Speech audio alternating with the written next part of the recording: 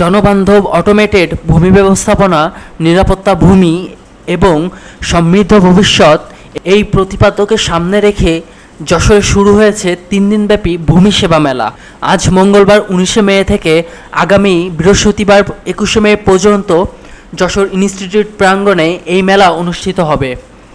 সকাল 10টা 30 মিনিটে যশোর ইনস্টিটিউট প্রাঙ্গণে বেলুন উড়িয়ে মেলার আনুষ্ঠানিক উদ্বোধন করেন প্রধান অতিথি যশোরের জেলা প্রশাসক মোহাম্মদ আশেক হাসান।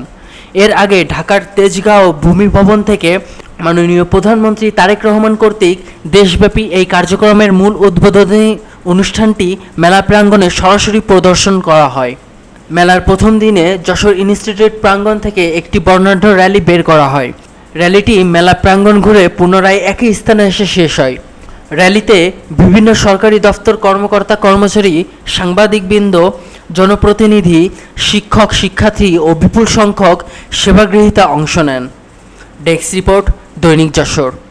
ভূমি সেবা মেলা হয়েছে, সেইখানটাতে আপনারা সবাই আমাদের পরামর্শ দিবেন, আমাদের যে কোনো অভিযোগ করবেন, আমরা যদি চাচ্ছি অভিযোগ করবেন, সমস্যাগুলো তুলে ধরবেন, পরামর্শ দিবেন। আমরা সবগুলো কম্পাইল করে এই সেবাটাকে সহজ করে আপনাদের দৌড়ে পৌঁছে দেবো। সরকার লক্ষ্য আমরা পূরণ করবো ইনশাল্লাহ।